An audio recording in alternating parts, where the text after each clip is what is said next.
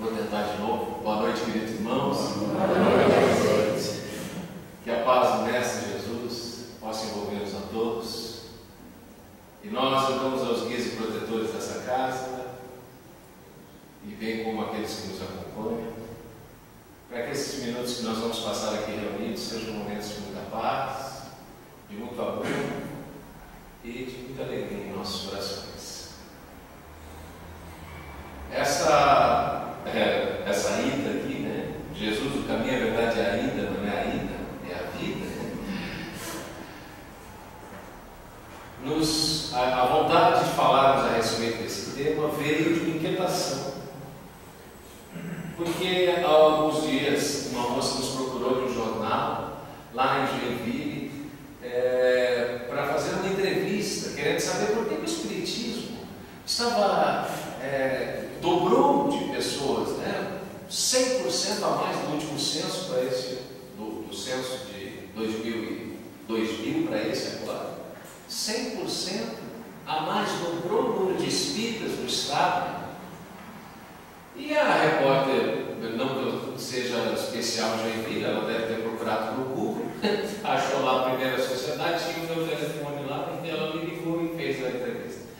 Mas me chamou a atenção, porque no meio da entrevista, ela nos perguntando sobre o Espiritismo, daqui a pouco eu falei, e Deus para nós é a inteligência suprema e a causa primária de todas as coisas. Ah, então vocês acreditam em Deus.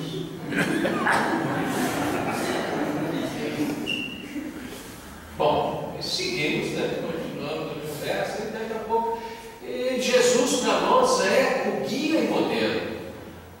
Ah, vocês acreditam em Jesus? Eu digo, puxa, né? Eu podia dar uma olhadinha, pelo menos, na Wikipedia lá, né? Para saber, para vir fazer entrevista, né? Para me perguntar. Mas me chamou a atenção o fato das pessoas não conhecerem o Espiritismo. E não sabemos que nós somos cristãos.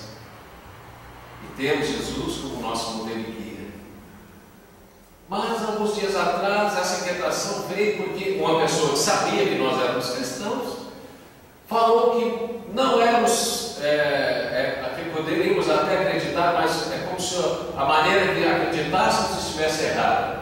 Porque nós não acreditávamos que Jesus era Deus. Puxa, é verdade, nós não acreditamos que Jesus é Deus. Nós acreditamos que Jesus é um Espírito que, ao longo de milênios e bilhões de anos, foi evoluindo ao ponto de ser o governador espiritual desse planeta. Mas essa pessoa se arvorava, colocando a sua razão a partir de uma citação do Novo Testamento, quando diz que Jesus diz: antes de Abraão, eu já era. Bom, e a partir daí ela diz, então, ele era Deus. Mas aí nós temos que perguntar bem para essa pessoa se ela acha que só tem vida aqui nesse pequeno planetinha. Porque é óbvio que Jesus já era antes de Abraão. Porque nós vamos ler lá no livro A Caminho da Luz, psicografia de Chico Xavier, Espírito Emmanuel. Emmanuel relata bem no início, o primeiro parágrafo, diz ele: dizem as tradições do mundo espiritual, ou seja, Emmanuel fez uma pesquisa nas bibliotecas da pátria espiritual e veio nos trazer este livro para nos mostrar a trajetória da Terra. Dizem as tradições do mundo espiritual que existe uma pleiade de espíritos puros que coordena este sistema solar. E dentro desses espíritos, um deles é Jesus. Esta pleiade de espíritos se reuniu 2 vezes já em torno da Terra. A primeira vez, quando este planeta soltou-se com uma bola de fogo do Sol. E a segunda vez, quando Jesus se preparava para vir à Terra. A Terra tem 5 bilhões de anos. Então Jesus já era um espírito puro há 5 bilhões de anos. Então é óbvio que antes de Abraão ele já era. está escrito lá no Evangelho de João, no capítulo 30, versículo 10, que Jesus diz: eu e o Pai somos um. E aí, a partir daí veio a ideia de que Jesus e Deus são a mesma pessoa, entre aspas. Mas são um, é verdade. Somos um porque Jesus está na mesma sintonia do Criador. Está na mesma sintonia mental do Criador de todas as coisas. Muitas vezes, nós, trabalhando na mesa mediúnica, quando se aproxima o irmão sofredor, e ele vem com alguma dor, a dor nas costas, a dor no peito, a dor na garganta, a dor na cabeça, a dor que ele carrega da última existência, então nós sentimos todas as dores que ele está sentindo. Todas as dores. Se ele está com tosse, a gente tosse também. Quando ele se afasta, passa a tosse, passa a dor. Mas nós somos um naquele momento. Estamos na mesma sintonia, na mesma faixa. Porque o médium cede ao corpo físico para que esse irmão se aproxime e tenha um choque da matéria e ele também desperte no mundo espiritual para a vida em abundância, que diz o mestre. Somos um. É lei de sintonia. Lei de sintonia. Quando nós colocamos lá no televisor, a minha televisão não é de já é moderna. Engraçado, né? Mas também, quando nós sintonizamos o controle remoto agora, né? No SBT, por exemplo, a nossa televisão ali tem um receptor que passa a escutar somente a ondas de determinada frequência, ou seja, a antena lá do SBT emite, seja onde é que ela for, mas as ondas dela estão passando por aqui por nós, emite uma onda em determinada frequência e o receptor ali está preparado para receber aquela onda. E ele só vai receber aquela. Nunca vai demorar, pode esperar lá 100 anos que ele só vai pegar as ondas que foram repetidas da antena do SBT. Não vai pegar da Globo. Se ele quiser ver a Globo, ele tem que colocar o seletor na mesma sintonia para receber a frequência. A frequência da Globo deve ser mais baixa, né? Você tem notícia ruim. A mesma frequência da Globo. A mesma coisa acontece conosco. Quando nós estamos vibrando em pensamentos positivos, de bondade, de amor, nós estamos em sintonia com os espíritos superiores. E é por isso que Jesus diz: eu e o Pai somos um. Mas ele não pode ser o mesmo, porque ele diz: eu sou o caminho, a verdade e a vida. E ninguém vai ao Pai senão por mim. E agora nós vamos falar sobre isso. Mas ao tempo de Jesus, era como se a natureza inteira festejasse. Enquanto ele deixava as suas pegadas de estrela na terra, era como se o mundo inteiro se preparasse para aquele momento, como se as pessoas estivessem num movimento mais tranquilo, é como se todo mundo soubesse que algo diferente estava para acontecer. E estava acontecendo. O governador espiritual do planeta pisava aqui entre nós, comia conosco, caminhava nas estradas de Cafarnaum, caminhava em todo o lado de Genezaré, e tudo verdejava, tudo floria, porque era a boa nova que era trazida. E teve um jovem que teve um encontro muito interessante com o mestre. E daí nós tivemos uma lição muito boa. Ele se aproximou do mestre e disse: bom mestre. Jesus disse: por que me chamas de bom? Bom é só meu Pai, é só Deus. E aí tem algo muito interessante que Jesus disse: mas você acertou em me chamar de mestre, porque eu sou. Diz-me o que queres. E o jovem, um jovem mancebo, muito rico, acostumado a ser tratado da melhor maneira, dormia em uma cama de uma madeira muito nobre, incrustada com ébano, com marfim. Tinha à sua disposição escravos e escravas que lhe massageavam os ombros e os pés, com óleos trazidos dos mais diferentes lugares do Oriente. Acostumado a ser bem servido e ser servido por todos, era um príncipe de Israel diante do mestre. Ele, como se tivesse encontrado algo, então seu coração tremia, porque ele, mesmo tendo isso tudo, era como se tivesse um vazio no peito. Era como se tivesse uma sede que não precedentava nunca.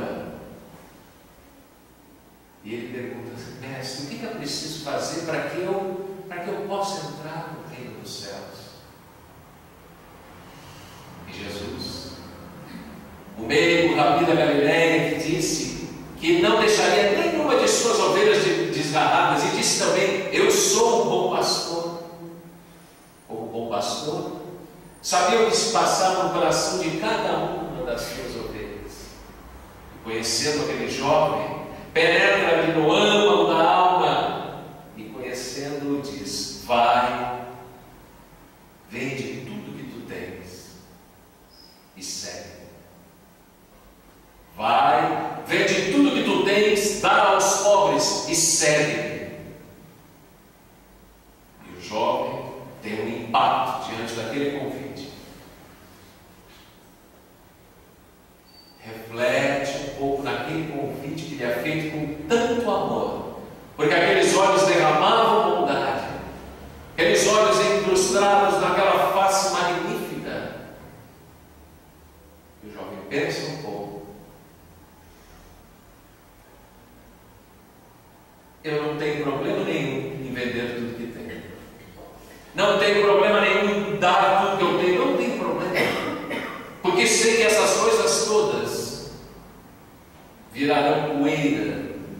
Não tenho problema nenhum em dar até o meu título de príncipe, mas não dá para o senhor esperar só uma semana?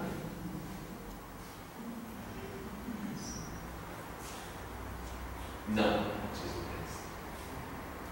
Agora é a hora do teu espírito. Vai, vende tudo que tem e segue-me agora.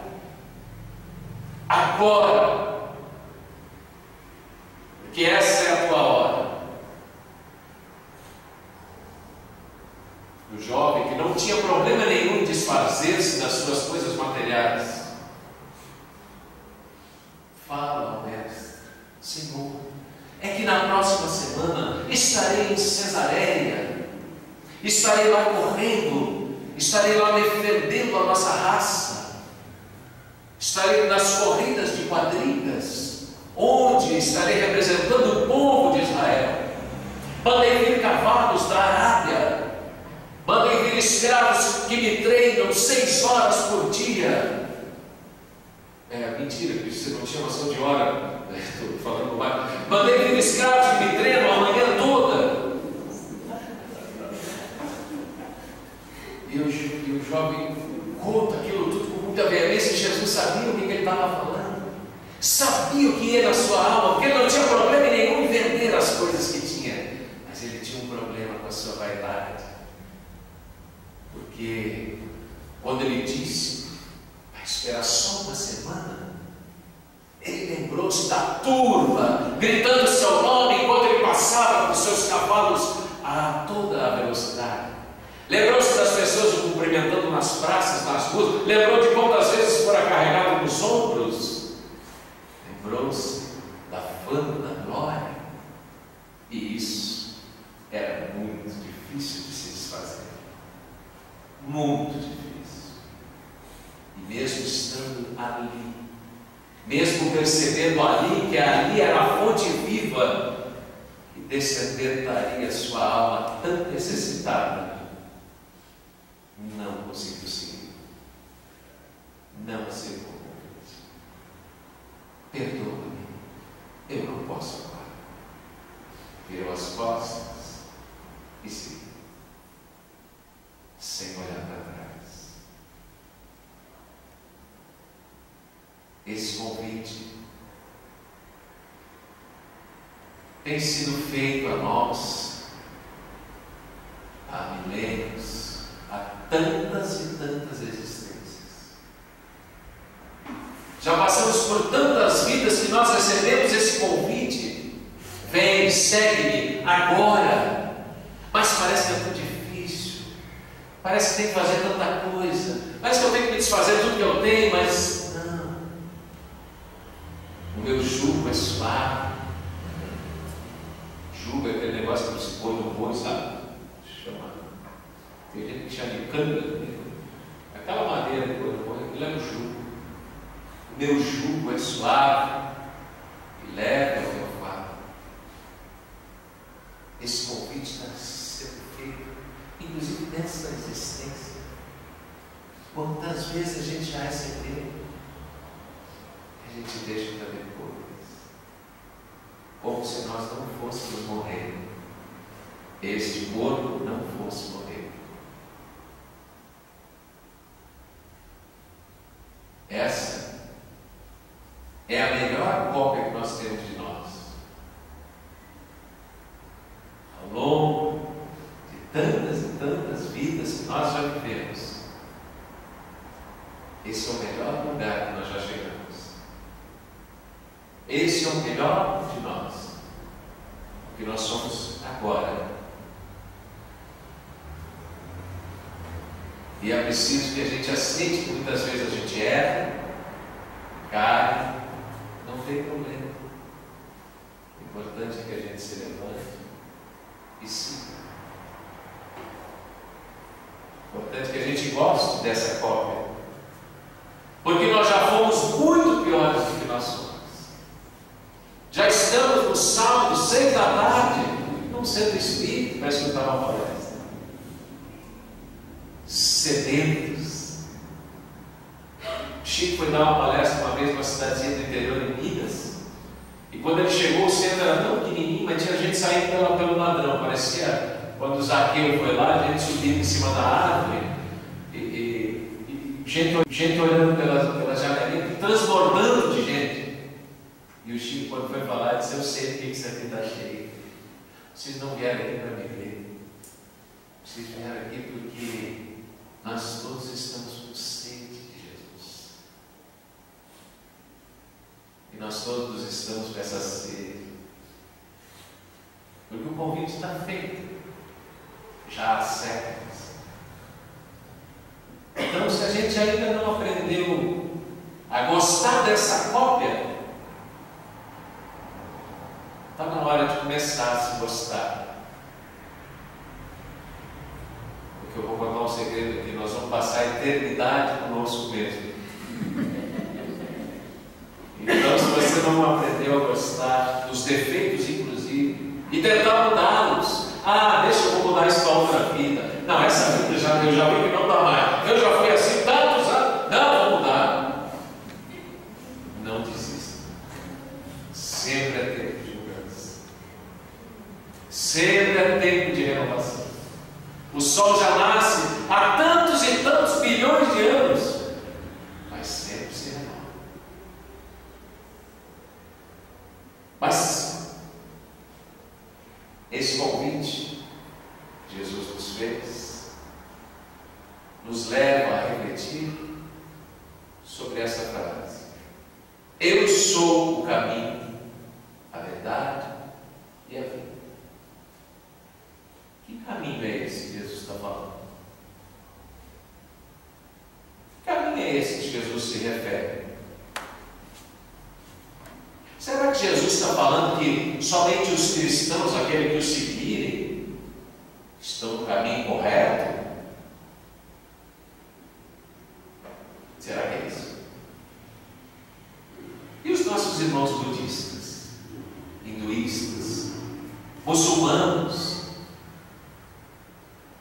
Será que Jesus, a personificação do bem, teria dito isso? Certamente que não. Que caminho é esse que Jesus está tentando nos dizer a seguir? O caminho da autotransformação. Porque Jesus não escreveu o seu Evangelho. Quem escreveu foram os seus discípulos. Jesus viveu a sua mensagem. Viveu no seu corpo a sua mensagem. Viveu cada dia a sua mensagem. O que ele queria dizer para que nós fizéssemos, ele fez. Vou fazer uma pergunta aqui. Alguém aqui já mudou alguém na sua casa com palavras? Se conseguiu, levanta o braço aí. Não muda, né? A gente só muda o outro quando a gente se transforma. Quando nós nos transformamos, nós mudamos aqueles que estão à nossa volta. Porque com um golpe de palavras, ninguém muda ninguém. Nós só mudamos com o nosso exemplo. Pode ser que levanta algum caiado aí na plateia e diz, mas já que a palavra não muda ninguém, para que fazer palestra? Né? O que você está aí falando então? Mas antes que levante esse caiado,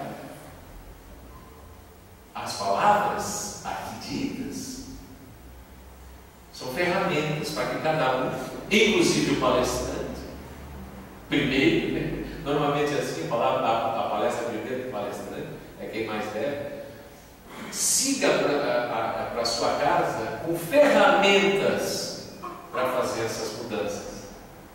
As palavras são ferramentas para nós levarmos para casa, refletirmos e transformarmos em nossos atos, as nossas existências. Sócrates já dizia, quer mudar a tua casa? Começa dando 3, não. Quer mudar a humanidade? Começa por dar 3 voltas em volta da tua própria casa. Porque é muito fácil mudar os outros lá fora. Mas dentro é mais difícil. Tem até aquela historinha do menininho que diz para o pai assim, ô pai, por que a gente não muda para o centro espírita? Meu pai disse, por que, meu filho? Ah, o senhor é tão bom aqui. O senhor é tão legal aqui. Por que ele não muda para cá? Ele é tão diferente do que lá em casa. As transformações que nós queremos ver dos outros, começamos elas em nós mesmos, na nossa essência. E aí o outro olha e diz assim, nossa, mas o que você faz para passar por essa turbulência com tanta tranquilidade e conseguir equilíbrio nessa hora tão difícil? Como é que você faz? E aí a gente entra na palavra. Aí a gente dá um livro, convida a vir num grupo, numa palestra. Ah, é porque eu sigo uma doutrina assim, assim, assado, que me causa conforto, me consola, e é por isso que eu tenho essa paz. Mas não foi sempre assim. Não foi sempre assim. É preciso um esforço aí. Esse é o caminho da transformação pessoal de cada um. E quantas pessoas não encontraram Jesus?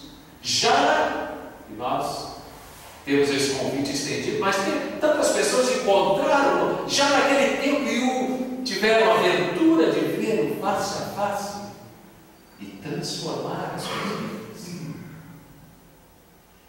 Uma história que eu gosto muito, que nos narra nos evangelhos que certa vez os fariseus trouxeram até o mestre uma mulher que havia adulterado contra o seu marido, havia traído o marido. E a lei de Moisés, a qual todos os judeus, inclusive Jesus, seguiam, dizia claramente: a mulher adúltera deverá ser apedrejada em praça pública. E o trouxeram Jesus até essa mulher até o mestre para ver o que ele ia fazer, porque ir contra a lei de Moisés também era passível de apedrejamento. E Jesus havia falado sobre perdoar os pecados, sobre amar os inimigos, sobre o amor. Como é que ele ia fazer agora? Ele dizia para fazer isso, mas a lei dizia para fazer outra coisa. O que você vai fazer agora? Você disse para perdoar os pecados dos outros? Estavam tentando colocá-lo numa sinuca, né? Na sinuca. Para onde ele iria? Porque hoje é muito fácil para a gente falar: atira a primeira pedra, quem não tem pecados. Mas há 2000 anos atrás, diante de uma turba de homens enfurecidos, com pedras na mão, loucos para verem o sangue sendo derramado, loucos para verem a tragédia, o que não muda até hoje. Nós ainda gostamos de ver o sangue e a tragédia. Às vezes você passa num lugar daquele engarrafamento enorme, alguém caiu, alguém se machucou, as pessoas passam bem devagar. Nós trouxemos o sangue para dentro das nossas casas. Eu fui há alguns tempos na casa de um amigo que estava passando uma luta na televisão, na sala da casa. 2 homens se degladiando, sangrando. Então nós trouxemos o Coliseu de 2000 anos atrás para dentro da sala agora. Continuamos gostando de sangue. Só que agora é patrocinado por milhões de dólares. Aí eu disse: bom, você desliga ou eu vou embora. Não, mas não vou ficar aqui assistindo isso, por muito menos comer, né? Como é que eu vou vir o jantar com essas imagens? Os clichês mentais que Joana de Ângeles diz. Não, mas é só um filme, é só. Mas o clichê mental fica lá no inconsciente, daí não tem. É pior ainda de tirar a imagem do sangue, da tragédia, e nós vamos ficando amortecidos, amarrados, entristecidos. Nada tem mais jeito, não vai dar certo, está tudo perdido. 50% da crise vem do pessimismo que nos é colocado no ser humano a partir dos noticiários que nós vemos na TV, que vendem a desgraça muito melhor do que vendem as boas notícias. E é preciso alimentar essa desgraça para que eu veja amanhã de novo, eu vejo de novo. O que será que vai acontecer? Meu Deus, como será que tem os números da bolsa? Nossa, você aplica na bolsa, não sabia? Não aplico. O que você está fazendo?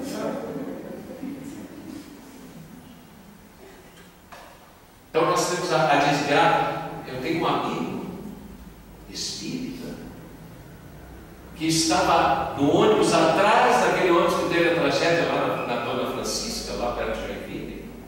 Ele estava no ônibus atrás. E quando aconteceu a tragédia, o ônibus parou e ele dizia para as pessoas: vamos orar, mas as pessoas estavam com os seus celulares querendo filmar, as pessoas gritando lá embaixo. E ele me conta essa história, me contou uma única vez e disse: eu não quero nunca mais falar disso. Chorando, ele diz ao velho: eu estou tão decepcionado com a raça humana. O que nós nos transformamos? As pessoas querendo filmar, tinha gente gritando. E ele disse: vamos orar. Mas não veio uma pessoa que quisesse fazer uma prece. E diante daquela turma ensandecida, louca por sangue, por jogar a pedra, Jesus, do alto da sua superioridade, da sua coragem, olhou para cada um daqueles homens e disse-lhes: aquele de vós que estiver sem pecado, então que atire a primeira pedra. E dizem que ele se abaixou e começou a escrever na areia os pecados.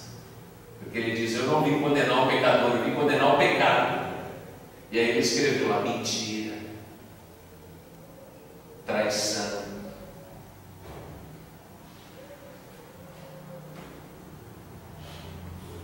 gula, os pecados de cada um estavam ali. E os homens dos mais velhos para os mais novos foram deixando as pedras, até que só ficou Jesus e a mulher.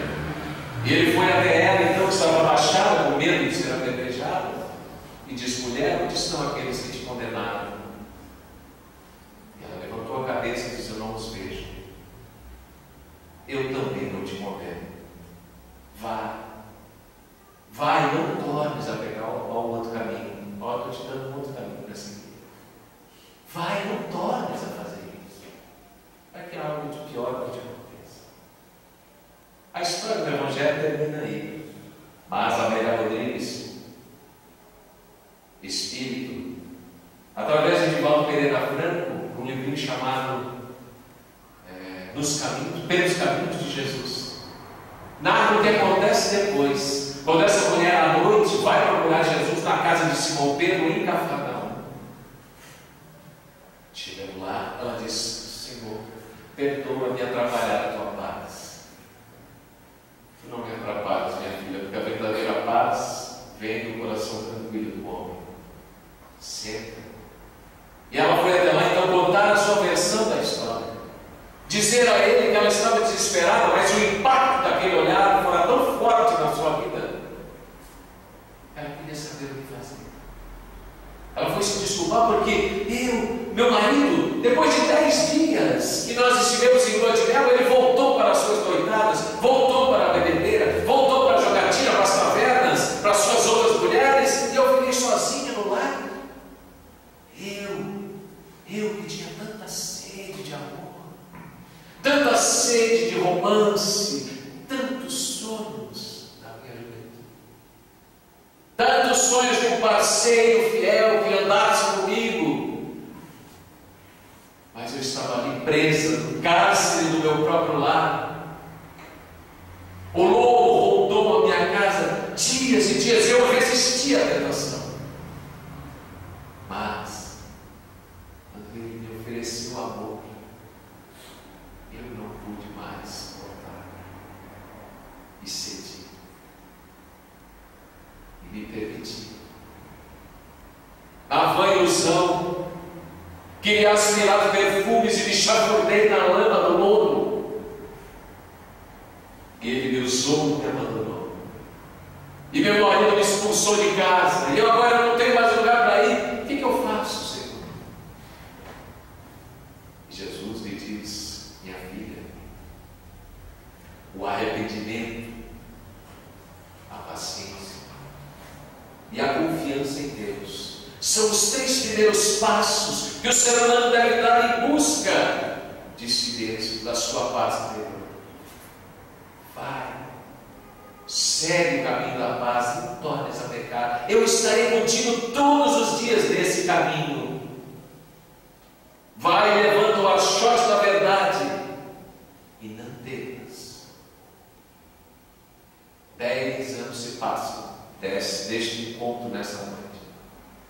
E nós vamos encontrar na cidade de Tiro uma pequena casa rodeada de amor, muito simples, em que havia lá uma mulher que trazia na face notícias de uma beleza singular, de tempos atrás, mas que agora foram substituídas por sorrisos e rugas de tanto acolher aquelas pessoas que passavam pelas estradas poeirentas, doentes, desgraçados que chegavam até mim e eram deixados à sua porta. E ela então pensava, limpava as feridas de cada doente, lhes dava um banho e colocava num lugar macio e limpo para que pudessem se deitar, lhes oferecia um caldo quente e em seguida a boa nova. Certa noite foi trazido até ela um homem tomado de chagas e pústulas pelo corpo todo, e ela limpou cada uma daquelas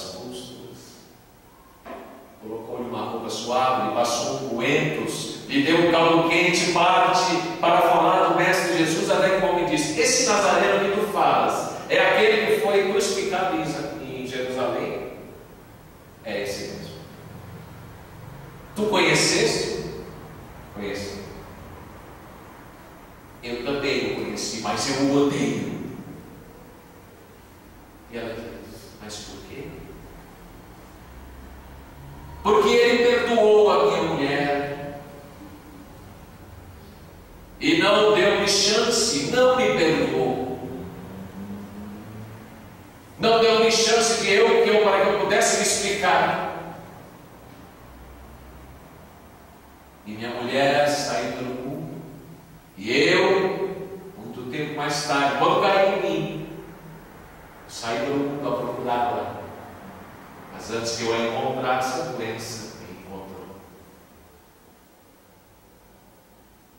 E ela focaliza melhor naqueles olhos, porque o corpo era irreconhecível.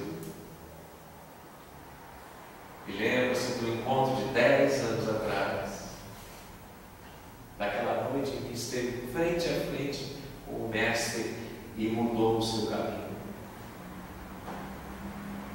Segura-lhe a mão: meu irmão.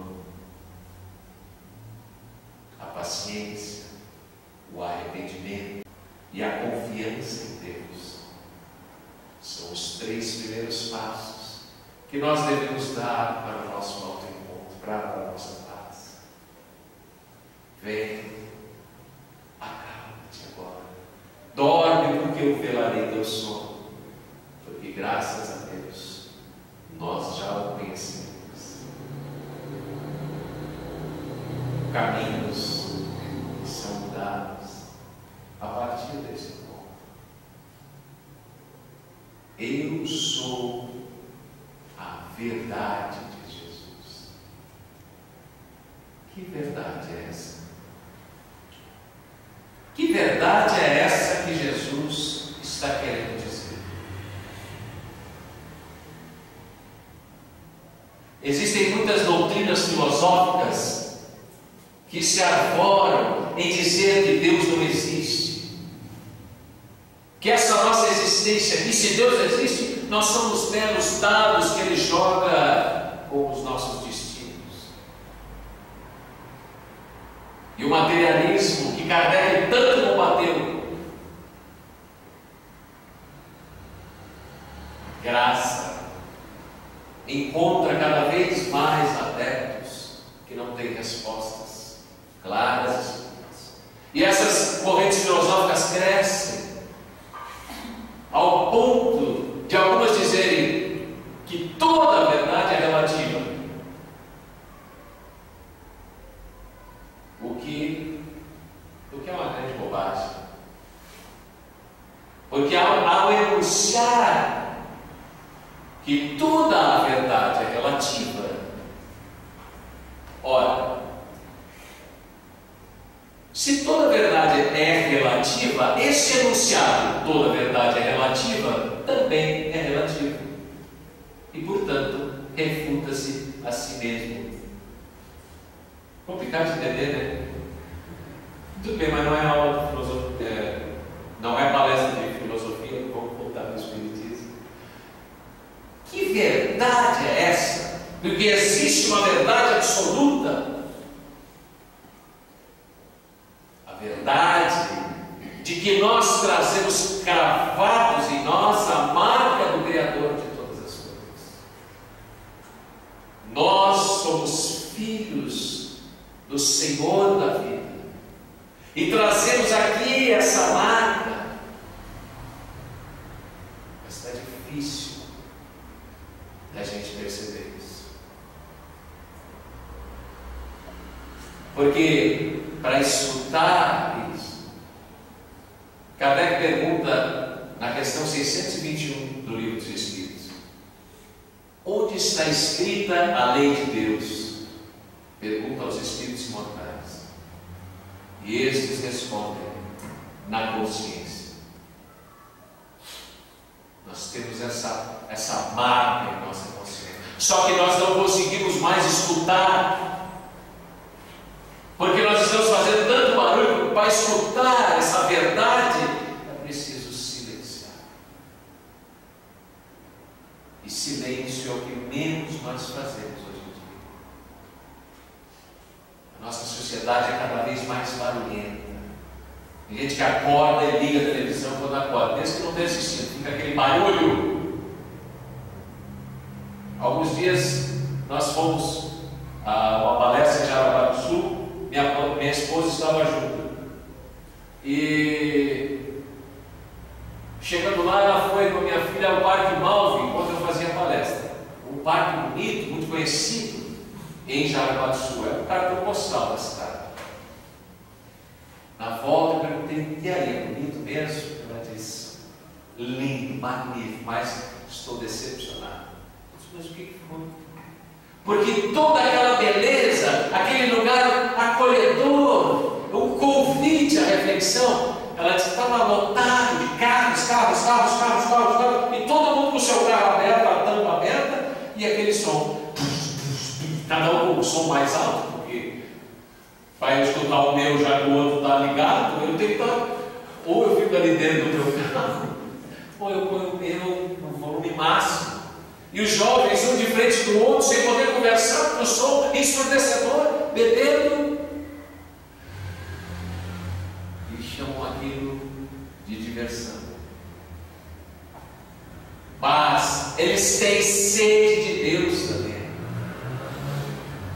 Porque esse encontro, esse momento de silêncio, requer muita coragem. Por isso que a gente quer todo dia ligar alguma coisa, um som. Não podemos ficar em silêncio. Às vezes até o silêncio com uma outra pessoa causa um constrangimento. Podemos ficar em silêncio, está tudo bem.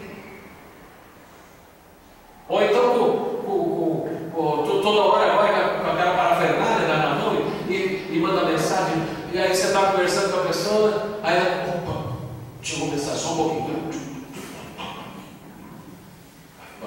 Daqui a pouco chegou mensagem, só um pouquinho. E na terceira vez não tem mais diálogo. Porque a pessoa virou escrava daquilo ali. A tecnologia veio para nos auxiliar e não para nos tornar escravos dela. E nós viramos escravos da tecnologia. Eu preciso comprar um outro celular, porque meu amigo comprou um outro, eu sou escravo. Eu fico o tempo inteiro sem silenciar. Respondendo mensagem o tempo todo. Porque o silêncio nos acusa que nós devemos fazer a mudança, o mergulho interior, encontrar a verdade. E é o tempo todo aqui. Você conhece a história do cara que chegou no velório e diz assim: qual que é a senha do Wi-Fi? Estou olhando para ele: respeito o morto. Beleza, tudo junto.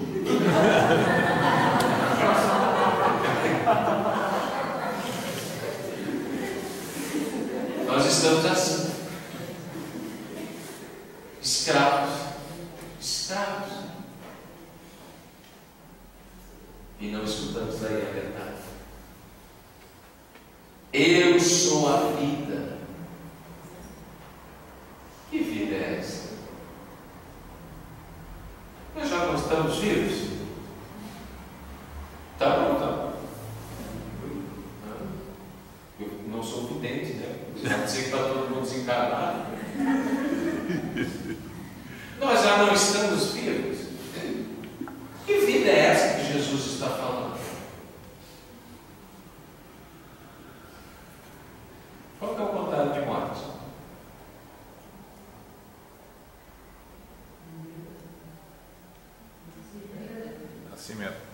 Nascimento.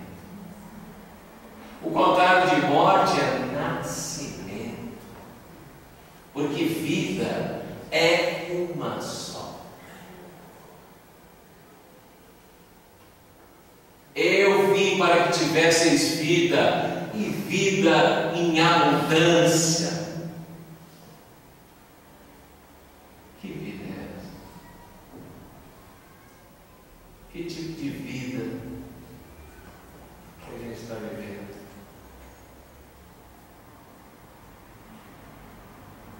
vou falar uma coisa.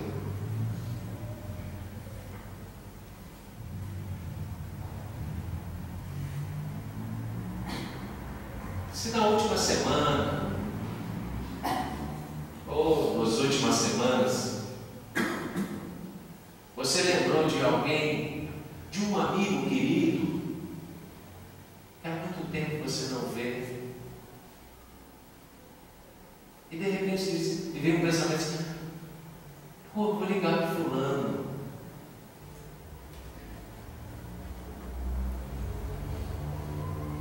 E você ainda não ligou, dá uma pensadinha na sua vida.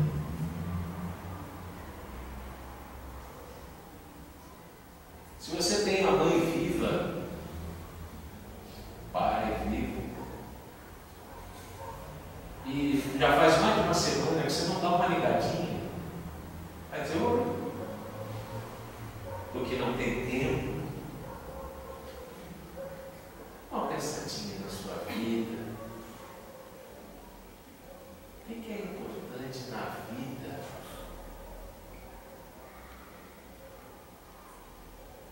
Vida em abundância, diz o Mestre. Eu vim para que tivesses vida. Porque o controle do tempo é o controle da vida. Essa vida em abundância é um convite ao amor, a vivermos com mais leveza.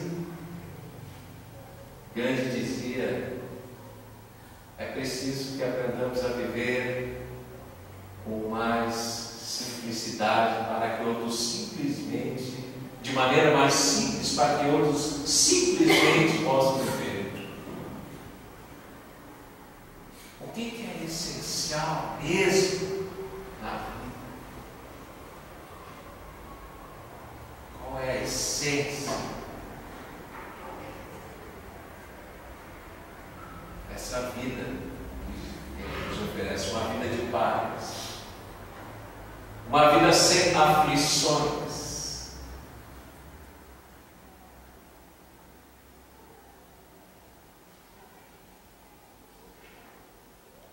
Uma semana depois, nós vamos encontrar aquele jovem em Cesareia.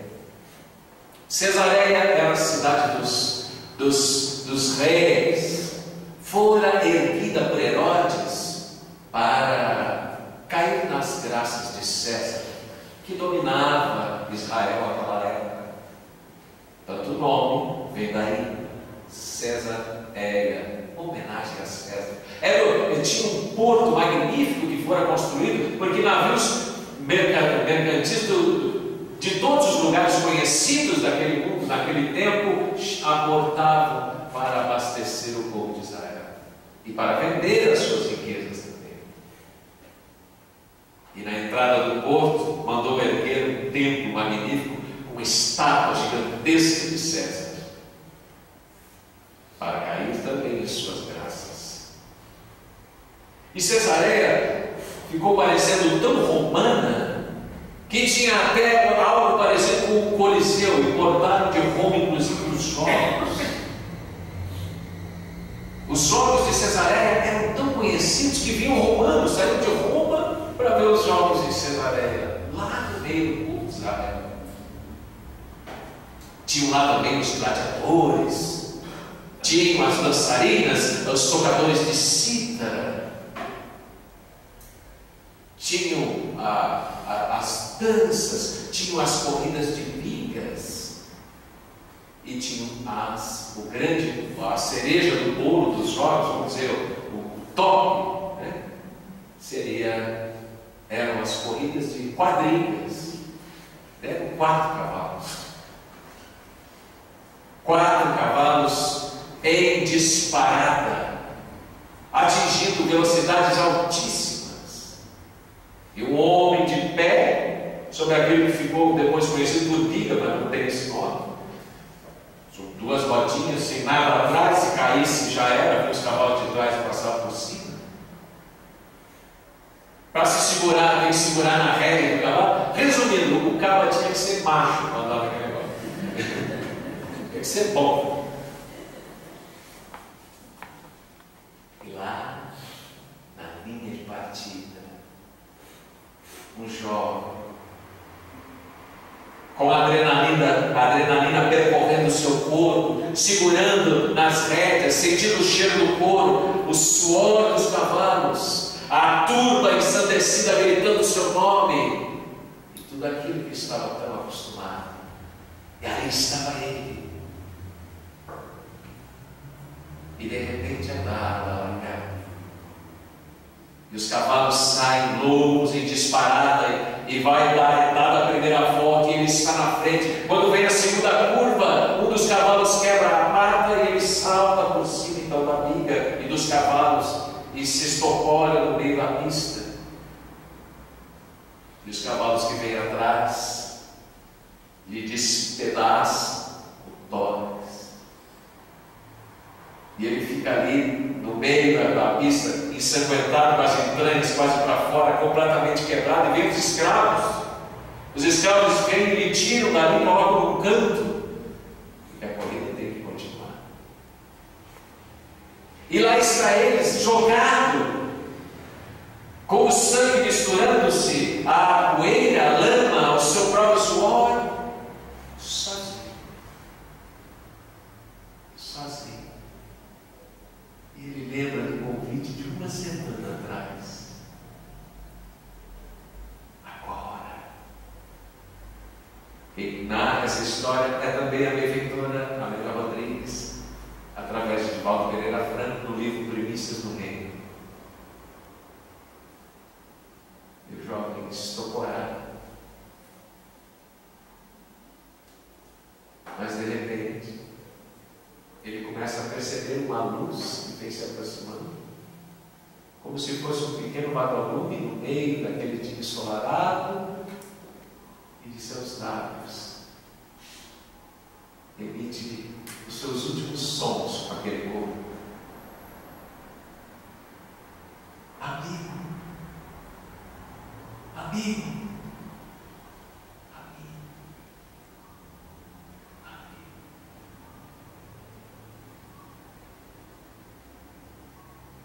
Os escravos acharam estranho quando chegaram e viram aquele homem completamente alquebrado, com um sorriso nos lábios. Não entenderam, porque fecham então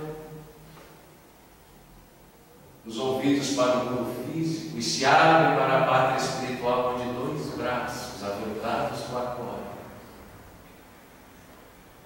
E lhe dizem: vem meu filho, vem, vem, porque o convite ainda está de pé. E é isso que nós gostaríamos de dizer a todos e pedir: vem, vem, vem, Rabi da Galileia, vem, estende os teus braços e acolhe-nos, nós que estamos sedentos de ti. Vem, poeta das estrelas, e faz pousar em nossos corações. Vem, divino cantor do monte, e aceita a nossa mão estendida, porque temos tanta sede de ti. Vem, Rabi, vem, e faz pousada em nossos corações, no altar dos nossos corações, e no templo sagrado das nossas consciências. E que a tua luz e o teu amor envolva a todos nesta vibração de paz e harmonia. Eis o convite que fazemos a todos. Viveremos em paz e harmonia e aceitemos esse caminho de autotransformação para, a partir dos nossos sentimentos e dos nossos pensamentos, transformarmos o mundo em um mundo melhor. Obrigado, Senhor. Obrigado